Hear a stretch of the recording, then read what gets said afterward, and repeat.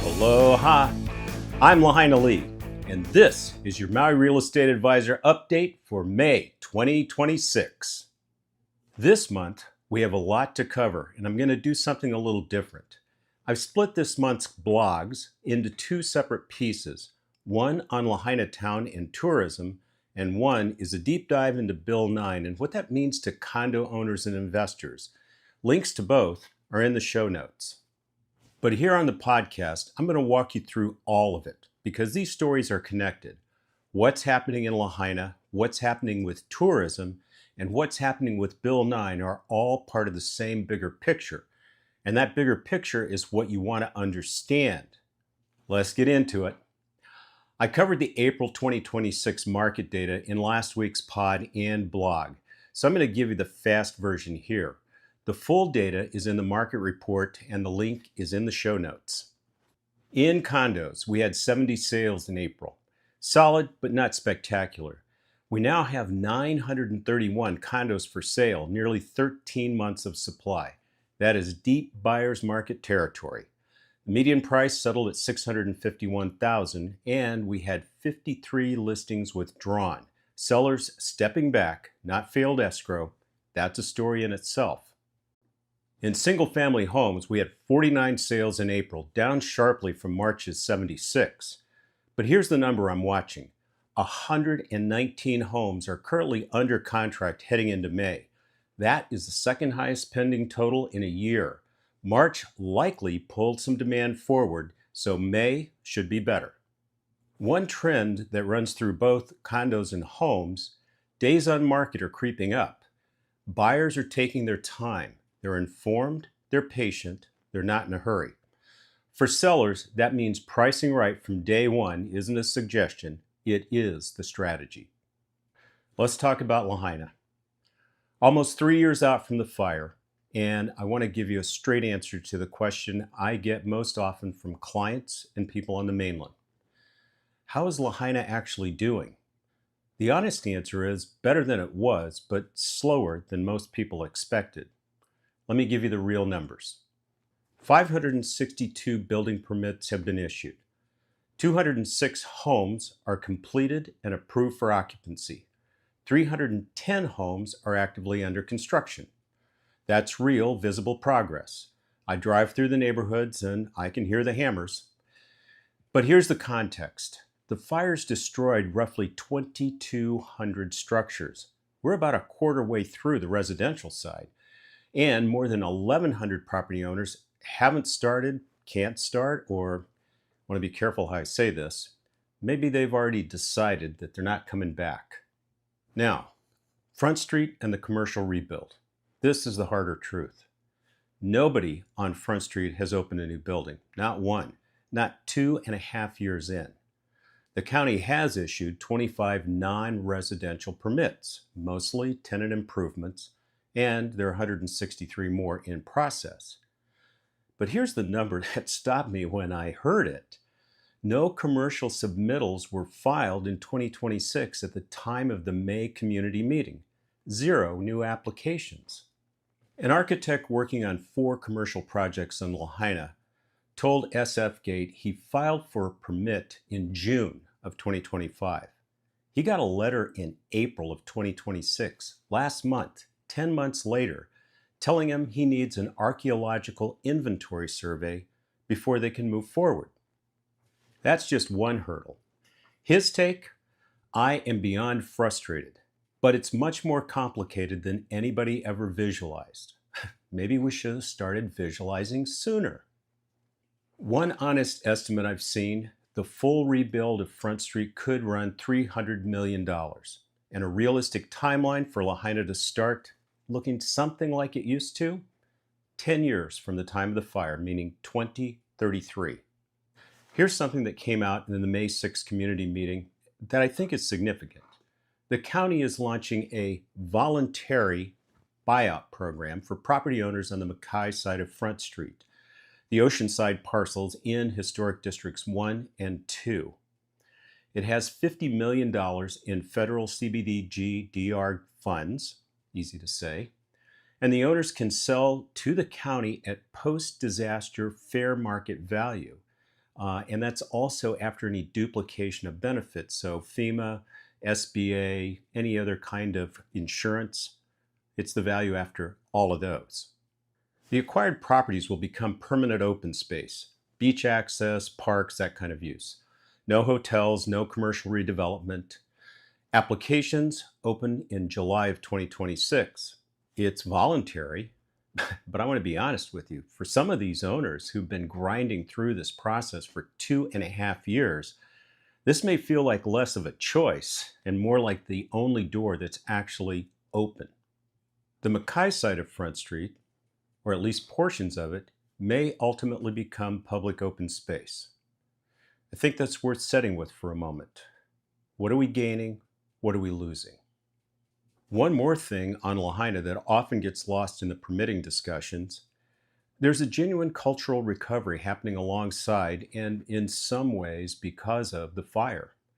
The Lahaina Royal Complex restoration, including Moku'ula, a sacred island that was once the home of King Kamehameha III and had been buried for over a century, is now moving forward with county and state support. Lahaina Strong put it perfectly. The restoration of Moku'ula felt like a far-off dream before the fire. Now it's real, and that's not nothing. Now the economy and tourism data. Let's look at what the numbers actually say.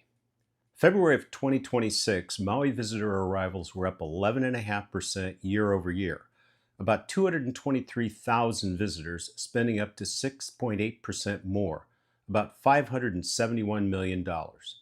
Hotel occupancy, island-wide, were running at about 78%, about 76% for West Maui. Good numbers, but here's the context. February is peak season, and the comparison year was still a recovery year. Against 2019, the last clean baseline before COVID and before the fire, we are still running well below peak. Fewer visitors, more spending per visitor, and that is the defining trend now. It is slow. How slow is it? I drove into a large resort last week, pulled into the parking lot. It was easy to find a space. I walked out to their main pool and I was shocked. I thought the pool was empty at first. So I walked out and I actually counted. There were 5 people in the pool. That is not a full resort. And this is what slow looks like on Maui's shoulder season. None of this is permanent. Summer is coming in. Summer travel looks stronger. But right now, this May is quieter than it really should be. Okay, let's talk about the one thing every condo owner and investor wants to know about on Maui, Bill 9. I have a full written piece on this. It's the second blog of the month, and the link is below in the show notes and also at alohagroupmaui.com. But let me give you the complete picture here. Bill 9 is now Ordinance 5909. It phases out short-term rental use in apartment zone districts on Maui.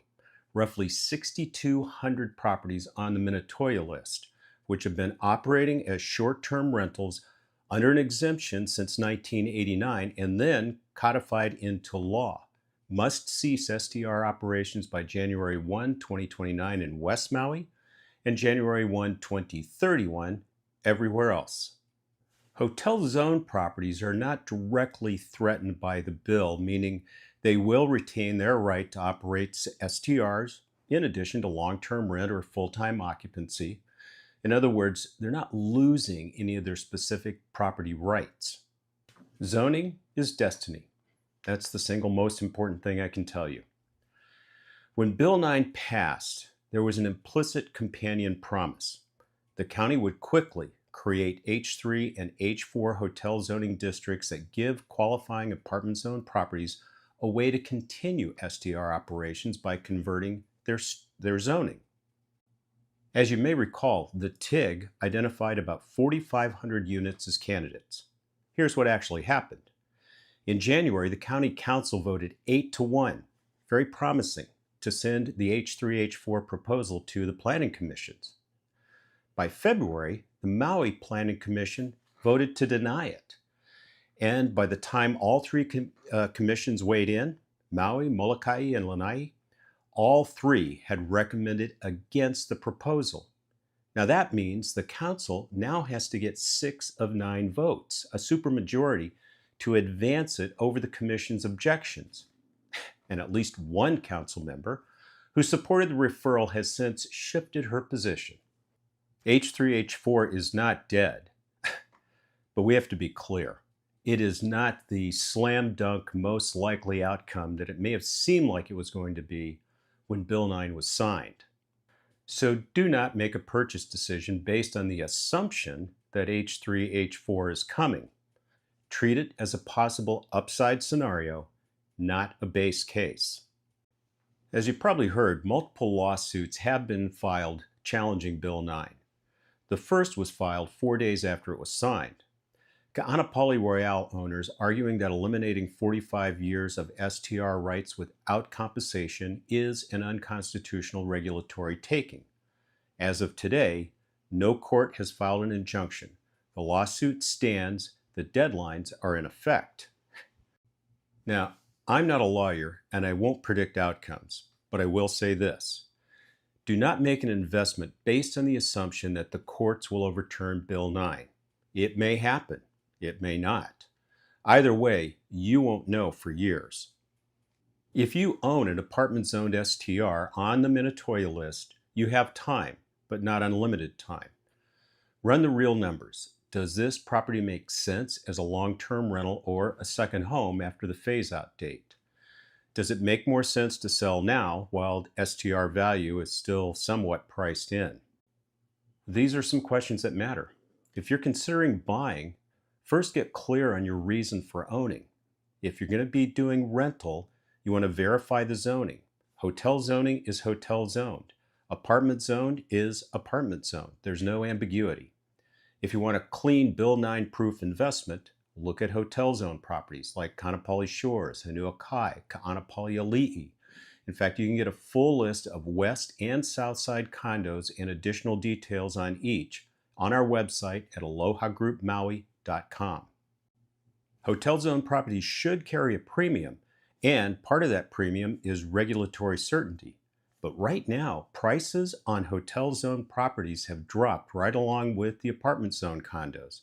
The hotel zone condos give the owner certainty, and in this market, certainty has value. Let me tie this together for you. Lahaina is still the story, not because every data point demands it, but because what happens in that town shapes the economic soul of this island. The residential rebuild is real. The commercial rebuild is early and complicated. The buyout program is a significant development and may reshape the Makai side of Front Street permanently. And the cultural recovery, Mokaula, the historic buildings, the artifacts, that part is genuinely moving. Tourism is recovering, unevenly, slowly, but real. The shoulder season is reminding us that recovery is not a straight line. Bill 9 is law. H3, H4 is uncertain. Lawsuits are real, but they haven't changed anything yet.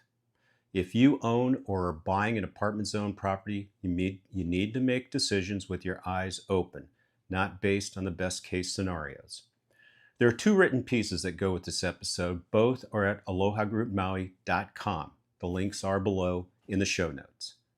If you have questions about your specific situation, your property, your investment, or what any of this means to you personally, and you just want to talk story or reach out, you can reach me, lee@alohapots.com. I answer every email. And if you got something out of this episode, give us a like. If you haven't already subscribed, please hit the subscribe button and send this along to a friend. In the meantime, from the greatest island on earth, this is Lahaina Lee saying, aloha. Tony Brown produced this podcast. The information provided in this podcast is for educational and informational purposes only. It's not intended as a recommendation to invest in real estate or any other financial asset. We are not financial planners, certified public accountants, or attorneys. You should consult with a qualified professional before making any financial, legal, or investment decisions. All investments carry risk, and past performance is not indicative of future results.